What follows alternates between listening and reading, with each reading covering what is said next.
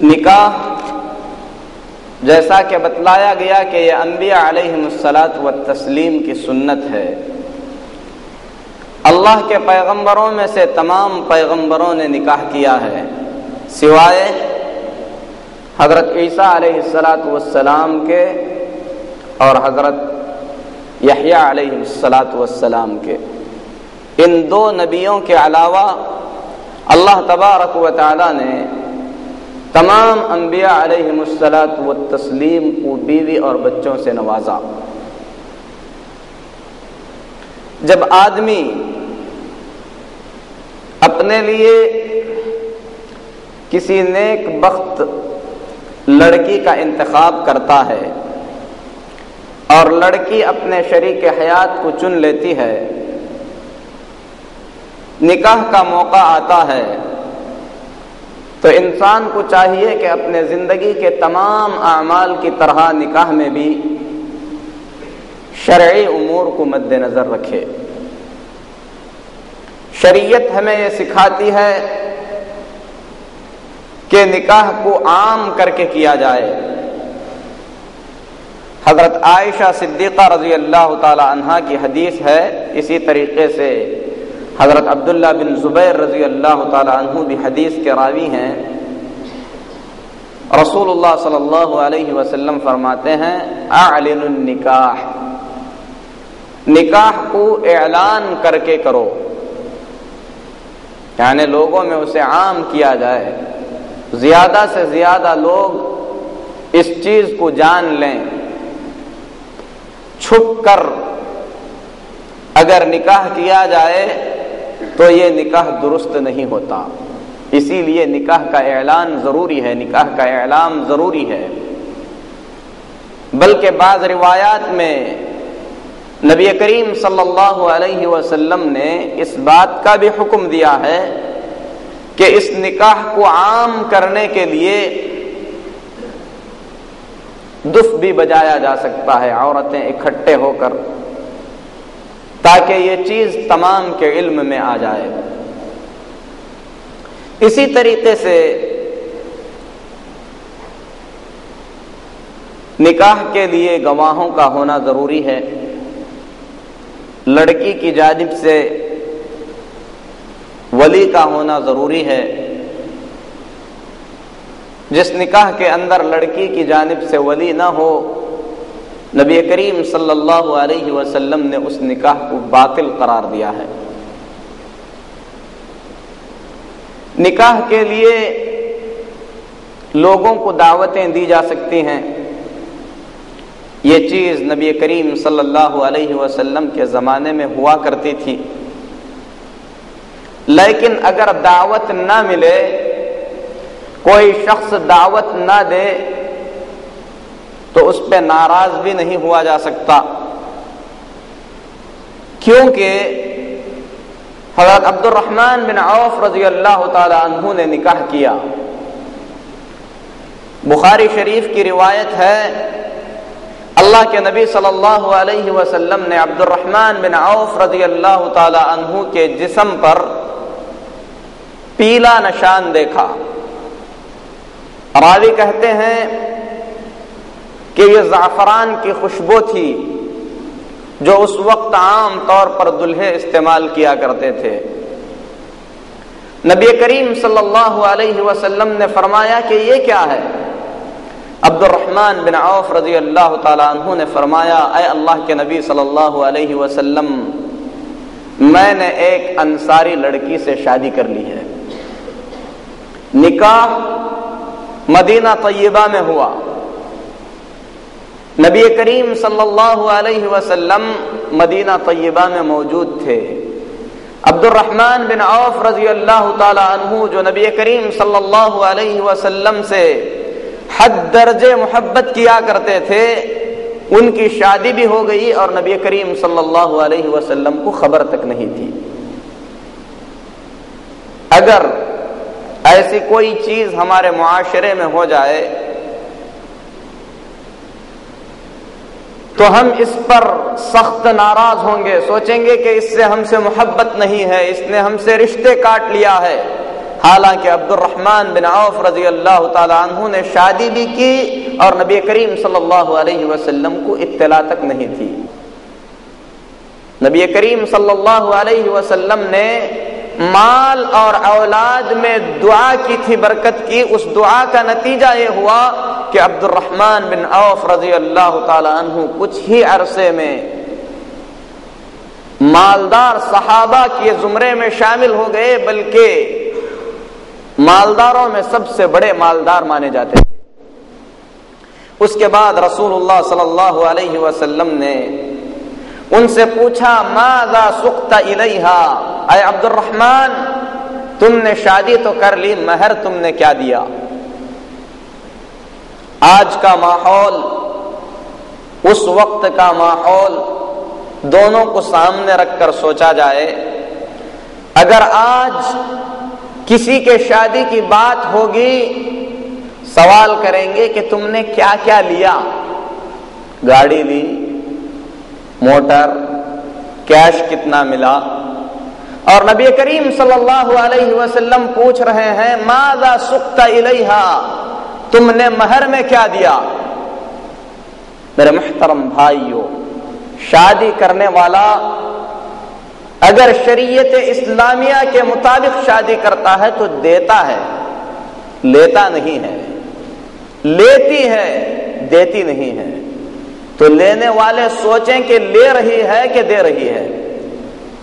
عبد الرحمن بن عوف رضی اللہ تعالی عنہ نے کہا نواۃ من ذہب، اے اللہ کے نبی صلی اللہ علیہ وسلم، کھجور کی گٹلی کے مانند میں نے سونا مہر میں دیا۔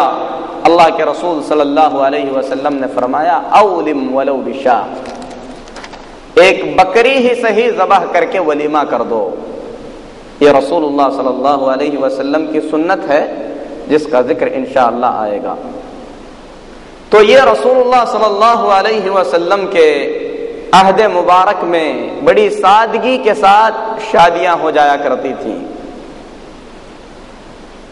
اس کے لیے باقاعدہ طور پر کوئی محفل نہیں جمائی جاتی تھی۔ شادی رسول اللہ صلی اللہ علیہ وسلم کے زمانے میں بڑی عام سی چیز تھی۔ ایک عورت رسول اللہ صلی اللہ علیہ وسلم کے پاس آتی ہے، کہتی ہے اے اللہ کے نبی صلی اللہ علیہ وسلم، میں نے اپنے آپ کو آپ کے لیے ہبہ کر دیا۔ اللہ کے نبی صلی اللہ علیہ وسلم نے فرمایا کہ مجھے حاجت نہیں ہے۔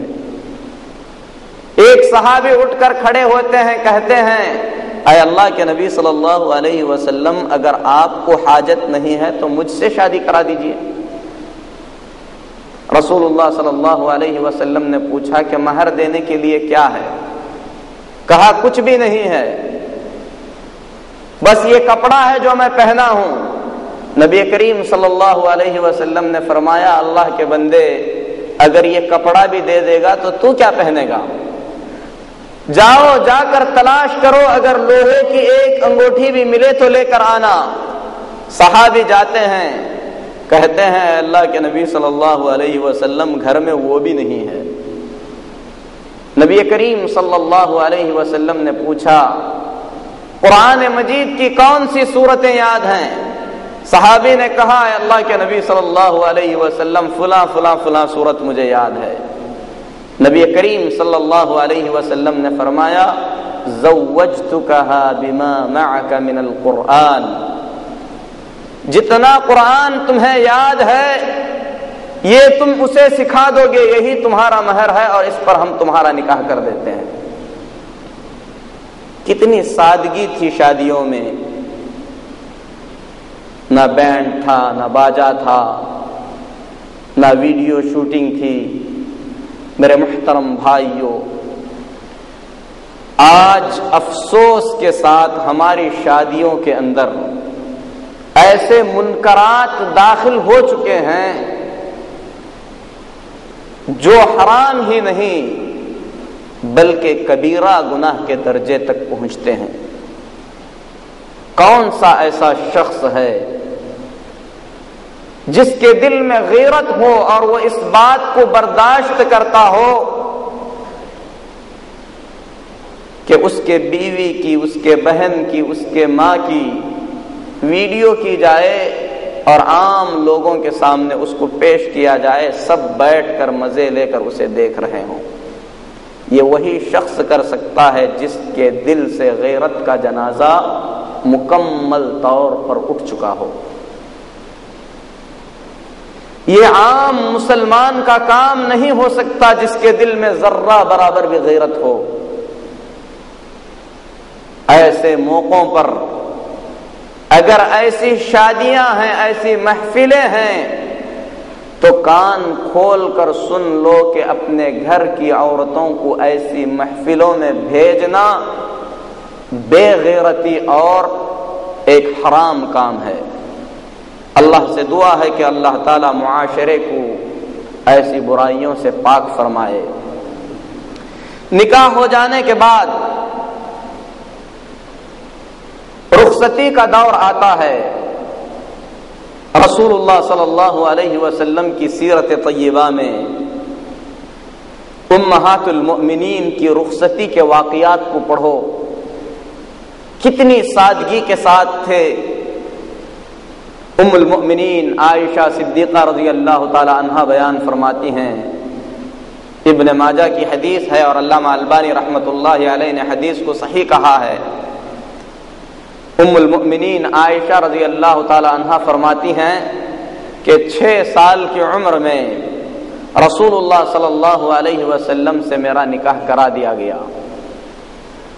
جب ہم مدینہ آئے تو اس وقت میری عمر 9 سال کی تھی. آپ فرماتی ہیں کہ میں بچیوں کے ساتھ کھیل رہی تھی. اچانک میری ماں ام رومان میرے پاس آئی اور انہوں نے مجھے آواز دی. مجھے پتا بھی نہیں تھا کہ اب کیا ہونے والا ہے. میں دوڑی ہوئی اپنے ماں کے پاس آئی، دروازے پر کھڑی ہو گئی تو میں ہانپ رہی تھی. میری ماں نے میرا ہاتھ پکڑا، تھوڑا سا پانی لے کر میرا منہ صاف کیا، مجھے لے کر انصار کی کچھ عورتوں کے پاس چلی گئیں اور میری ماں نے ان عورتوں کے حوالے مجھے کر دیا. انصار کی ان عورتوں نے مجھے مبارکبادی دی، کہا کہ تمہارا بہترین نصیبہ تمہارے لیے مبارک ہو. پھر اس کے بعد انہوں نے میرے بال بنائے، مجھے سجایا گیا. پھر اس کے بعد رسول اللہ صلی اللہ علیہ وسلم کے حوالے مجھے کر دیا گیا. دلہن کو پتہ تک نہیں ہے کہ اس کی رخصتی ہونے والی ہے.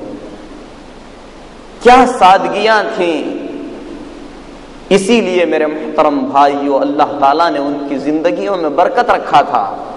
رسول اللہ صلی اللہ علیہ وسلم نے نکاح کی برکت کا راز بتلاتے ہوئے فرمایا، ان اعظم النکاح برکہ ایسرها مؤونہ. نکاحوں میں سب سے بابرکت نکاح وہ ہے جس نکاح کا خرچ کم ہو. یہاں پہلے سے پلاننگیں، بہت سارا خرچ، نکاحوں کے اندر برکتیں کیسی رہیں گی. پھر اس کے بعد ام المؤمنین عائشہ رضی اللہ تعالی عنہا کے پاس رسول اللہ صلی اللہ علیہ وسلم کو لایا گیا. نبی کریم صلی اللہ علیہ وسلم حضرت عائشہ صدیقہ رضی اللہ تعالی عنہا کے بغل میں بیٹھ گئے. دودھ کا ایک بڑا سا پیالہ نبی کریم صلی اللہ علیہ وسلم کو دیا گیا. اللہ کے نبی صلی اللہ علیہ وسلم نے دودھ پیا. حضرت اسماء رضی اللہ تعالی عنہا جو حضرت عائشہ رضی اللہ تعالی عنہا کی بہن ہیں، وہ وہاں پر موجود تھیں. فرماتی ہیں کہ نبی کریم صلی اللہ علیہ وسلم نے دودھ کا پیالہ اپنی نئی نئیلی دلہن کے آگے بڑھا دیا. حضرت عائشہ رضی اللہ تعالی عنہا نے شرم سے نگاہیں نیچے کر لیں. حضرت اسماء رضی اللہ تعالی عنہا نے ڈانٹتے ہوئے کہا کہ رسول اللہ صلی اللہ علیہ وسلم سے دودھ کا پیالہ لے لو. عائشہ رضی اللہ تعالی عنہا دودھ پینے لگیں. نبی کریم صلی اللہ علیہ وسلم نے فرمایا کہ اپنی سہیلی کو بھی دے دو. حضرت اسماء رضی اللہ تعالی عنہا نے کہا، نہیں اے اللہ کے نبی صلی اللہ علیہ وسلم، آپ لے کر دیجئے، اللہ کے نبی صلی اللہ علیہ وسلم نے پیالہ لیا، پی کر پھر حضرت اسماء رضی اللہ تعالی عنہا کو دے دیا۔ یہی رخصتی تھی، یہی جلوہ تھا، یہی نکاح تھا۔ میرے محترم بھائیو، یہ نبی کریم صلی اللہ علیہ وسلم کی حیات طیبہ ہے۔ رخصتی کے بعد لیلۃ الزفاف، شب زفاف، یعنی وہ رات جسے اردو زبان میں سہاگ رات کہا جاتا ہے، وہ انسان کے سامنے ہوتی ہے۔ اس سلسلے میں کچھ آداب ہیں جن آداب کا ملحوظ رکھنا انسان کے لیے ضروری ہے۔ سب سے پہلی چیز تو یہ ہے کہ انسان اپنی دلہن کے ساتھ نرمی کا برتاؤ کرے، جیسا کہ رسول اللہ صلی اللہ علیہ وسلم نے کیا۔ اس کے بعد نبی کریم صلی اللہ علیہ وسلم کی سنت سے یہ ثابت ہے کہ دلہا دلہن کے پیشانی پر اپنا ہاتھ رکھ کر اپنی زندگی کے حق میں برکت کی دعا کرے۔ اللہ کے رسول صلی اللہ علیہ وسلم فرماتے ہیں، اذا تزوج احدكم بامرأة او اشترى خادما فليأخذ بناصيتها وليسمي الله عز وجل وليدعو بالبركة۔ جب تم میں سے کوئی شخص کسی عورت سے شادی کرے یا کوئی غلام خرید کر لائے تو اس کے پیشانی پر اپنا ہاتھ رکھے، اس کے بعد اللہ کا نام لے کر برکت کی دعا کرے، یوں کہے، اللہم انی اسألک خیرہا، اے اللہ میں اس عورت کے اندر جو تو نے بھلائی رکھی ہے اس بھلائی کا تجھ سے سوال کرتا ہوں، وخیر ما جبلتہا، اور جس بھلائی کے ساتھ تو نے اسے پیدا کیا ہے اے اللہ میں اس بھلائی کو مانگتا ہوں، وَأَعُوذُ بِكَ مِن شَرِّهَا وَشَرِّ مَا جَبَلْتَهَا عَلَيْهِ، اے اللہ اس عورت میں جو شر ہے، جو برائی ہو سکتی ہے، میں اس سے تیری حفاظت اور پناہ چاہتا ہوں، اور جو برائی اس میں پیدا کی گئی ہے اس سے بھی میں تیری پناہ چاہتا ہوں۔ اور صحابہ کرام رضوان اللہ علیہم اجمعین سے یہ چیز وارد ہے کہ اس رات شوہر اور بیوی، دلہا اور دلہن 2 رکعت نماز پڑھیں۔ حضرت عبداللہ بن مسعود رضی اللہ تعالی عنہ اور صحابہ کی ایک جماعت میں ابو حریز نامی ایک شخص آتا ہے، وہ کہتا ہے کہ میں نے ایک نوجوان لڑکی سے شادی کی ہے، مجھے ڈر لگتا ہے کہ کہیں وہ مجھ سے نفرت نہ کر بیٹھے، میں کیا کروں؟ عبداللہ بن مسعود رضی اللہ تعالی عنہ نے فرمایا، ان الالف من اللہ والفرق من الشیطان، محبتیں اللہ کی طرف سے اترتی ہیں، نفرتیں دلوں میں شیطان پیدا کرتا ہے۔ یرید ان یکرہ الیکم ما احل اللہ لکم، شیطان چاہتا ہے کہ اللہ کی حلال کردہ چیزیں تمہارے درمیان نفرتیں اور جدائیاں ڈال دے۔ اگر وہ لڑکی جس سے تم نے شادی کی ہے، جس کی نفرت کا تم ڈرتے ہو، تمہارے پاس آ جائے تو تم اسے اپنے پیچھے 2 رکعت نماز پڑھنے کا حکم دینا۔ یہ عبداللہ بن مسعود رضی اللہ تعالی عنہ کی توجیہ ہے۔ پھر اس کے بعد کہنا، اللہم بارک لی فی اہلی وبارک لہم فیہ، اے اللہ میرے اہل خانہ میں تو میرے لیے برکت رکھ دے اور مجھ میں ان کے لیے برکت رکھ دے۔